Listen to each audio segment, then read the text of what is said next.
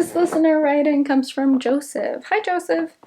And he writes in from the States. Dear Tess, I hope you're doing well. Like you, I have OCD and maladaptive daydreaming. I must say, it's not a pleasant combination to endure. For context, I was diagnosed with OCD around 8 or 9 years ago, although I had symptoms as far back as age 12. I daydreamed when I was a kid, but I basically turned my daydreams on and left them on when I was around 17. It was only a short time ago, a few days ago, that I realized I was substituting daydreams for motivation to improve myself. For my question, I'm trying to write some stories, but I keep feeling like I'm just slipping back into maladaptive daydreams with a different protagonist in the place of my idealized self. My ideas about my characters and plotline seem to be just taking the place of my daydreams as an escape from reality. They occur at roughly the same time as well, when I'm bored, doing something unpleasant, things like that. Do you have any advice as a writer yourself on how to separate my writing and working on plots from daydreaming? Stay strong with your OCD and maladaptive daydreaming. One hurts and one is supposed to be an escape from the pain, but just causes more. True that. Please know that you are in my thoughts and prayers, and I sincerely appreciate what you do with your videos. Thank you for your time, Joseph. Hi, Joseph. Thanks for writing in and for the sweet words. Yeah, writing and OCD and maladaptive daydreaming. From what I'm reading, it sounds like you're concerned that you're writing an idealized self instead of the protagonist you want to write, and that the writing is becoming kind of an escape from reality like the daydreams. Doesn't matter. I guess doesn't matter if it's just doing what maladaptive daydreaming is. I think it's not. I mean, I think it's doing something different because to my knowledge, you're physically writing it out, right? I think it's alright to have modes of escapism. When we read a novel, that's escapism. When we watch a movie, that's escapism. We don't always think about it in that term or that framing. But like, you know, when people come home and just kind of do their things or go on their devices, or like, I was thinking about like taking a nap. Taking a nap can be a kind of escapism, just shutting your body down for a bit. So I don't think escapism as a mode of enjoyment is necessarily a bad thing, which is why like when people talk about daydreaming or maladaptive daydreaming, I think daydreaming's chill. As long as it's not distressing and addictive and all these other components of maladaptive daydreaming. So in a similar way, when I hear kind of your distress about, or your concern about whether your writing is just like kind of a sideways form of daydreaming, I kind of wonder from one OCD person to another if it's your OCD kind of getting in there and being like, hey, maybe this isn't the right way to do this. Hey, like maybe this is just still maladaptive daydreaming. I'm guessing here because I have what you wrote and I'm interpreting it from what you wrote. But that's what my OCD would do. My OCD would totally come in and be like, oh, you're starting to feel comfortable with this new way of doing this? Are you sure you're actually doing it right? Recently, OCD came up for me when I was writing. I was having it where it was like,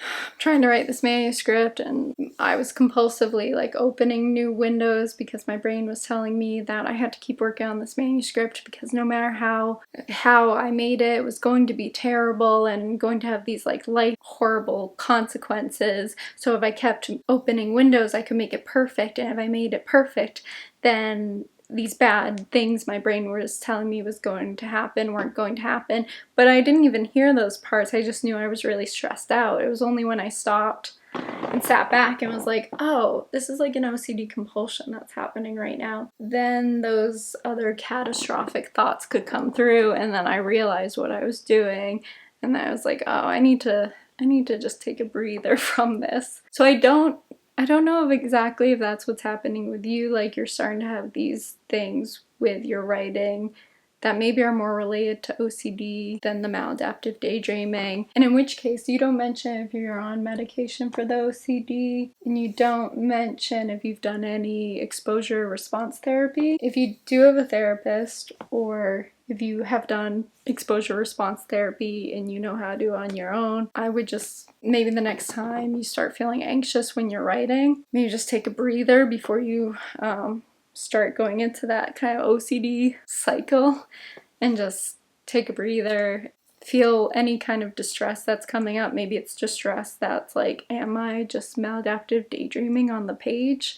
And just feel that and see what's underneath it, and just sit there for like 10 to 15 minutes, not doing anything, not writing, not trying to chase away the pain with some escapism or maladaptive daydreaming, just sitting there in the horrible discomfort of feeling all the terrible things come up, and take some deep breaths. You can do the self-containing hug that I recommend a lot on this channel. It comes from Dr. P.O. Levine, who's a trauma expert. And just sit there, take deep breaths. Sometimes when I'm doing exposure response therapy, I'll do bilateral eye movement, which comes from EMDR, and it's gonna calm you down. Sitting with the discomfort, man. I'm sorry. OCD sucks. Maladaptive daydreaming is a little more fun. But yeah, as you wrote in here, I think you said, one hurts, the OCD, and one is supposed to be an escape from the pain, but just causes more. Yeah, I would say both of them are to be an escape from the pain, and they both cause more. So, yeah, I think my advice to you is relatively brief. It's just sit with that discomfort and deal with it and keep writing. Don't let that OCD brain get in there and tell you you're existing wrong, or you're doing it wrong, or you're escaping in a wrong way. We all can have our escapism, and that's fine. It's just like that healthy dosing. Too much of anything is a bad thing. I had like 5 pieces of bread today. That was probably too much bread in one sitting. So, you know, whatever. We take tomorrow. we take tomorrow and we do a new day, and you know, we try to find that balance again. But it sounds like, you know, you're doing pretty well. You're switching your escape mechanism to a creative one, which from this channel I highly encourage, obviously. I wish you well, Joseph. Write in with any updates. Let us know if that was helpful.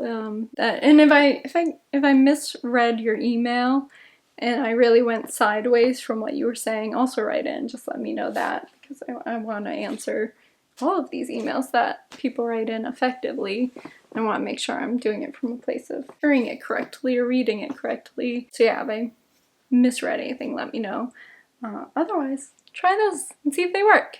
And everyone else, please like, hit bell, subscribe, and if you want to write in for the listener write-in, the link is below. Take care, everyone. Bye.